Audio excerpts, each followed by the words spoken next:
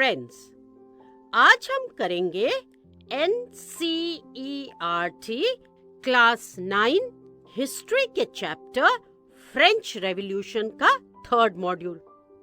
इस मॉड्यूल में हम फॉलोइंग टॉपिक को डिस्कस करेंगे। कौन सी टॉपिक को? टॉपिक है French society during the late 18th century. तो हम बात करेंगे फ्रेंच सोसाइटी की। कब? During the late 18th century. तो चलते हैं और शुरू करते हैं आज का module. In the 18th century France में मोनार्कियल फॉर्म ऑफ गवर्नमेंट था। फ्रांस जो है एक किंगडम था जिसका हेड या रूलर किंग हुआ करता था। तो ये हो गई monarchy. Since the early modern period the kingdom of France में हाउस ऑफ बोरबोन का रूल था। किसका रूल था? हाउस ऑफ बोरबोन का रूल था। अब लुई 16 जिन्हें फ्रांस की गद्दी मिली in the year 1774 also belonged to the Bourbon family. और लुई 16 was 20 years old और उनकी शादी ऑस्ट्रेलियन प्रिंसेस से हुई थी जिसका नाम था मारी एंटोनेट। तो जब लुई 16 फ्रांस का किंग बना, उस टाइम पर फ्रांस की जो फाइनेंशियल कंडीशन थी वो बहुत वीक थी, बहुत बुरी थी। मतलब फ्रांस के पास पैसा ही नहीं था। हेंस जब Louis 16 ascended the throne of France, then France की ट्रेजरी यानी फ्रांस का खजाना बिल्कुल खाली था, एम्प्टी था। और इसके सेवरल रीजंस थे, बहुत सारे कारण थे। तो पहला रीजन था कि लुई 16 के थ्रोन असेंड करने से पहले फ्रांस काफी लॉन्ग पीरियड तक वॉर में एंगेज्ड रहा, जिस वजह से उनकी फाइनेंशियल रिसोर्सेस पर असर पड़ा। The prolonged Wars completely drained the financial resources of the country. तो क्या हुआ? During wars पैसा तो खर्च होता ही है। तो जब prolonged wars होते हैं तो जो भी कंट्री wars में इन्वॉल्व होती है उसका पैसा खर्चा होता है। तो इसी तरह से फ्रांस भी prolonged wars में एंगेज था। And that is why उनकी जो ट्रेजरी थी वो बिल्कुल ड्रेन्ड हो गई थी, खाली हो गई थी। More over palace of Versailles और उसका कोर्ट जहां फ्रेंच किंग रहते थे, मेंटेन करना काफी एक्सपेंसिव था। तो जो फ्रेंच किंग थे वो रहते थे कहां पे? पैलेसेस में ऑफ कोर्स, मगर कहां था वो पैलेस? वर्सेल्स में। तो जो पैलेस ऑफ वर्सेल्स था और उसका जो कोर्ट था, उनको मेंटेन करने में बहुत पैसे लगते थे, क्योंकि जो किंग्स थे उनका जो लाइफस्टाइल था वो बहुत एक्सट्रावेगेंट था। बड़े कंफर्ट में रहते थे, उनको हर एक चीज चाहिए होती थी और बहुत पैसा खर्चा होता था। तो लुई 16 का जो कोर्ट था वाज एन एक्सट्रावेगेंट कोर्ट, यानी फ्रेंच कोर्ट अपने खर्च के लिए heavy amount of resources use करती थी एंड देयरफॉर इसको मेंटेन करना was very tough on the treasury. मतलब कोर्ट और पैलेस को मेंटेन करने के लिए फ्रेंच ट्रेजरी से काफी पैसा जाता था। तो पहला रीजन था प्रोलॉन्ग्ड वॉर्स और दूसरा था maintaining the palace of Versailles and the court. अब चलते हैं थर्ड रीजन पे। फ्रांस ने अमेरिकन कॉलोनीज को हेल्प किया था to gain independence from Britain. जो एक कॉमन एनिमी था for both America as well as France. अब फ्रांस जो है पहले से ही फाइनेंशियल डेट से स्ट्रगल कर रहा था। इस वॉर के बाद फ्रांस का debt rose to more than 2 billion livres. अब ये जो लीवर्स हैं ये क्या होते हैं? 18th सेंचुरी फ्रांस में जो उस वक्त करेंसी यूज की जाती थी उसे लीवर्स कहते थे। 1794 के बाद इसका सर्कुलेशन बंद हो गया, यानी this form of currency was no longer in use. अब चलते हैं नेक्स्ट पे, मतलब नेक्स्ट रीजन पे। अब जो भी लेंडर्स थे जिन्होंने फ्रेंच स्टेट को क्रेडिट दिया था, हेवी इंटरेस्ट चार्ज करने लगे। They began to charge 10% interest on loans. अब ये फ्रेंच गवर्नमेंट की मजबूरी हो गई थी कि वो बजट को मोस्टली यूज करे to pay the heavy interest on the loan. तो फ्रांस तो डेट में था। और फिर क्या हुआ? फ्रांस ने अमेरिकन कॉलोनीज को हेल्प किया to gain independence from Britain, और फ्रांस का डेट जो है rose to more than 2 billion livres. अब फ्रांस ने कहीं से तो पैसे लिए होंगे ना, तो लेंडर्स जो थे हेवी इंटरेस्ट चार्ज करने लगे लोन्स पर। अब फ्रेंच गवर्नमेंट तो मजबूर हो गई। उन्होंने जो बजट बनाया था अपनी कंट्री के लिए वो मोस्टली यूज करने लगे वे लोग to pay the heavy interest on the loan. अब क्या हुआ? अब जब मैक्सिमम परसेंटेज ऑफ बजट को यूज किया जा रहा था to pay the interest of the loan, then state के लिए रेगुलर एक्सपेंसेस को मेंटेन करना बहुत डिफिकल्ट हो गया। स्टेट के रेगुलर एक्सपेंसेस होते थे, क्या थे? To maintain the army, court, government offices, universities. तो अब क्या होने लगा? इन सब चीजों के लिए पैसा कम पड़ने लगा, क्योंकि पैसा तो दिया जा रहा था to pay the interest on the loan. So to meet the demands of the regular expenses, state मजबूर हो गई टू इंक्रीज टैक्सेस।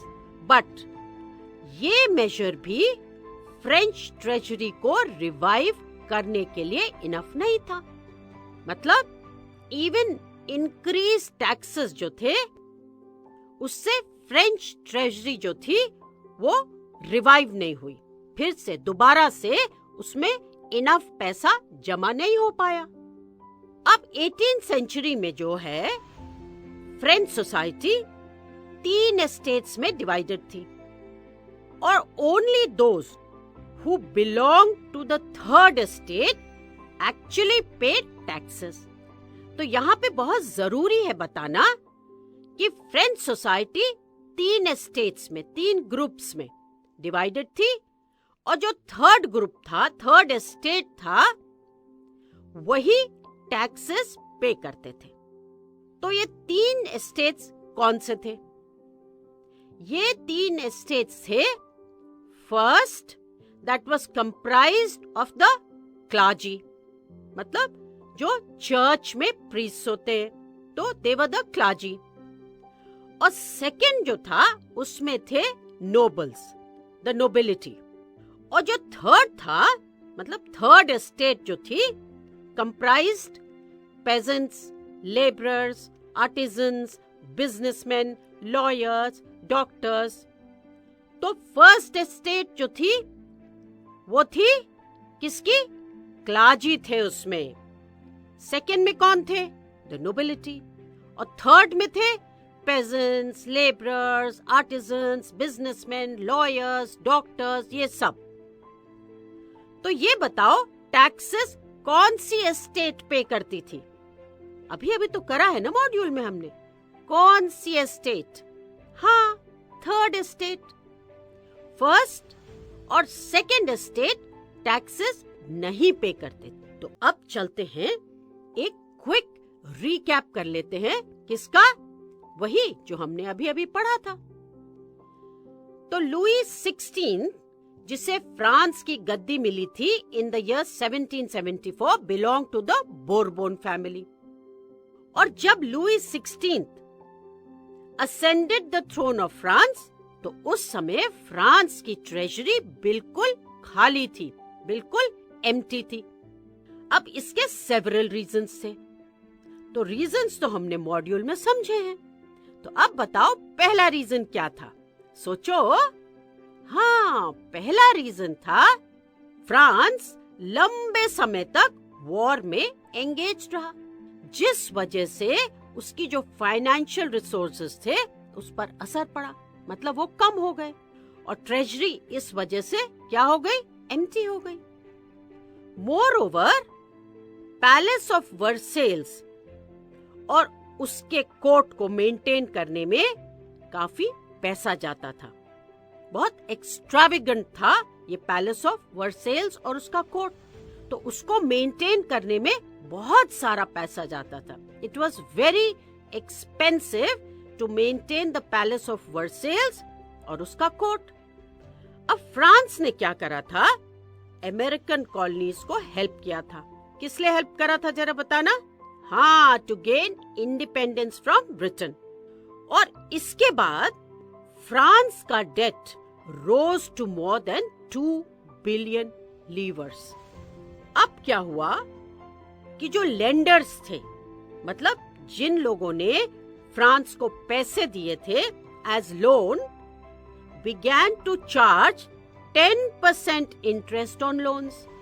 अब फ्रेंच गवर्नमेंट को हेवी पेमेंट करना पड़ रहा था on the interest payments alone. तो ये रीजंस थे। कौन से रीजंस थे? जल्दी से इनको एक बार और रिवाइज कर लेते हैं। पहला रीजन क्या था? पहला रीजन था फ्रांस लंबे समय तक वॉर में एंगेज रहा और इस वजह से क्या हुआ? उनके फाइनेंशियल रिसोर्सेज जो है वो ड्रेन हो गए और ट्रेजरी एम्प्टी हो गई। और जो पैलेस ऑफ वर्सेल्स था और उसके कोर्ट को मेंटेन करना बहुत एक्सपेंसिव था। फिर कौन सा रीजन था? फिर था कि फ्रांस ने अमेरिकन कॉलोनीज को हेल्प किया था to gain independence from Britain. और इसमें क्या हुआ? इस वॉर में फ्रांस का debt rose to more than 2 billion livres. अब जो लेंडर्स थे, they began to charge 10% interest on loans, जो बहुत हाई था। और अब फ्रेंच गवर्नमेंट को ये पे करना पड़ रहा था। तो क्या हुआ? ट्रेजरी तो भर ही नहीं पा रही थी, बिल्कुल एम्प्टी हो गई थी। तो ये थे reasons why the French treasury was empty. अब क्या हुआ? फ्रांस को जो रेगुलर एक्सपेंसेस है उनको मीट करने के लिए कुछ ना कुछ तो करना था। So to meet the demands of the regular expenses, state मजबूर हो गई टू इंक्रीज टैक्सेस। इसीलिए टैक्सेस इंक्रीज करने पड़े। बट ये मेजर भी फ्रेंच ट्रेजरी को रिवाइव करने के लिए इनफ नहीं था, क्योंकि ट्रेजरी तो बिल्कुल एम्प्टी थी। अब ये समझते हैं कि फ्रेंच सोसाइटी किस तरह से ऑर्गेनाइज थी। In the 18th century French society 3 estates में डिवाइडेड थी एंड ओनली दोज पीपल जो थर्ड एस्टेट को बिलोंग करते थे पेड टैक्सेस। अब ये 3 एस्टेट्स थे। फर्स्ट एस्टेट, वो कौन थे? वो क्लाजी थे। और सेकेंड एस्टेट में नोबिलिटी थी। और थर्ड में थे pageants, labourers, artisans, businessman, lawyers, doctors, ये सब। तो टैक्सेस कौन पे करता था? टैक्सेस पे करते थे वो लोग जो थर्ड एस्टेट में थे। तो now let's do a quick revision. In 1774, Louis XVI of the Bourbon family of kings ascended the throne of France. Upon his accession, the new king found an empty treasury. The reasons for this were long years of war had drained the financial resources of France. Added to this was the cost of maintaining an extravagant court at the immense palace of Versailles. Under Louis XVI, France helped the 13 American colonies to gain their independence from the common enemy, that is Britain. The war added more than $1 billion of livres to a debt that had already risen to more than 2 billion livres. Lenders who gave the state credit now began to charge 10% interest on loans. So, the French government was obliged to spend an increasing percentage of its budget on interest payments alone. To meet its regular expenses, the state was forced to increase taxes. But even this measure was not sufficient. The French society in the 18th century was divided into 3 estates, and only members of the 3rd estate paid taxes. The 3 estates were: first, that consisted of the clergy; the second, that consisted of the nobility; and third, that consisted of the peasants, laborers, artisans, businessmen, lawyers, doctors. So, these were the 3 estates. तो अब यह module यही खत्म होता है और हमने इस मॉड्यूल के सारे इंपॉर्टेंट पॉइंट्स, जिन्हें हम कॉन्सेप्ट्स भी कहते हैं, उन्हें अच्छे से समझा है और उनका रिवीजन भी करा है। तो अब इस मॉड्यूल पर बेस्ड कोई भी क्वेश्चन आप बहुत आसानी से आंसर कर सकते हैं। तो चलते हैं क्वेश्चंस की ओर।